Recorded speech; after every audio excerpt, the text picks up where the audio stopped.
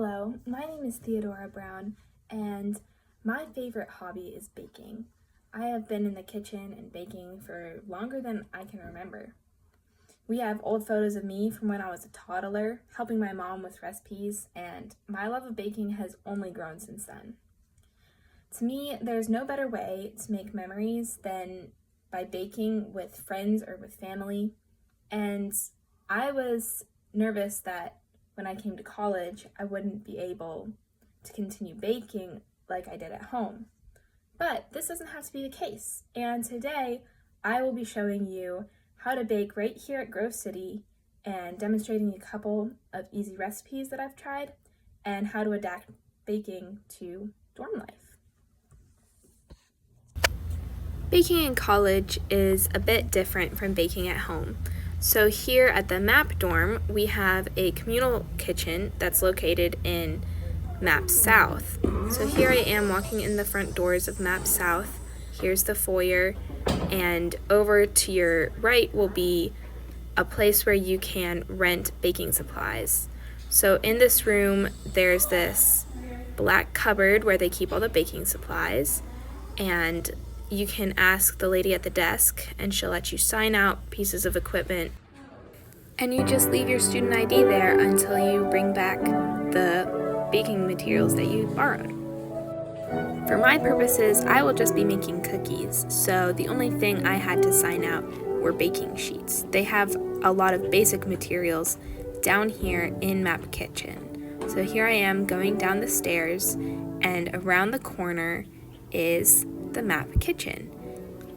They have a lot down here, more than I was expecting. I was expecting to have to buy a lot of ingredients on my own, but don't be daunted by coming down here. They have a lot of things that you might need. Over here, they have some of the bigger equipment, pots, stand mixers, blenders. Up here, they have some basic ingredients, salt, flour, sugar, oil, peanut butter even.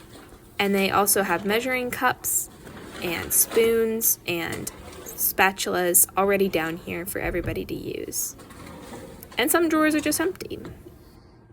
The rule of thumb with the fridge is if it's not labeled, then anyone's allowed to use it.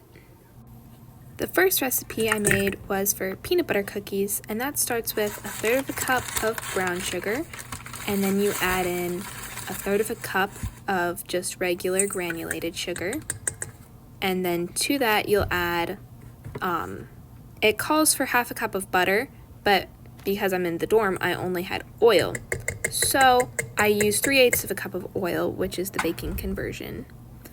And to that, you'll also add 1/2 a cup of peanut butter, which is the best part of these cookies, in my opinion.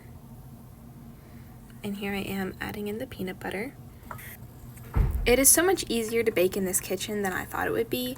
They have so much more equipment than I expected, and really the only thing I had to borrow was the baking pans, which I used later on.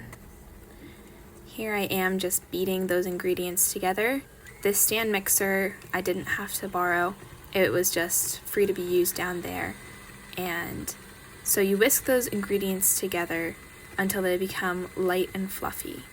Because I was using oil, this did not work as well as if you had used butter, but that was a substitution I made because of what I had on hand in the dorm.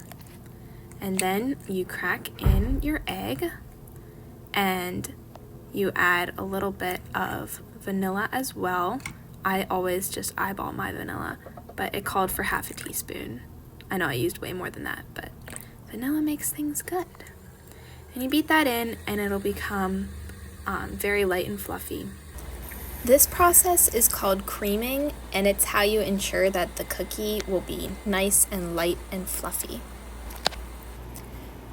And now we're going to add in our dry ingredients, which is 1 1/4 cups of flour and 1/2 teaspoon of baking soda. And you mix that in very gently because you don't want to mess up all the air bubbles that you just created beforehand. And as soon as it's combined, then your dough is formed.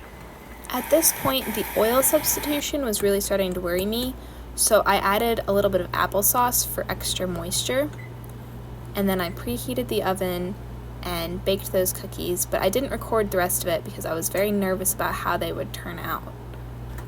I'm also going to demonstrate to you how to make cake mix cookies. Cake mix cookies are a great option for baking in college. They're super simple, they only require 3 ingredients.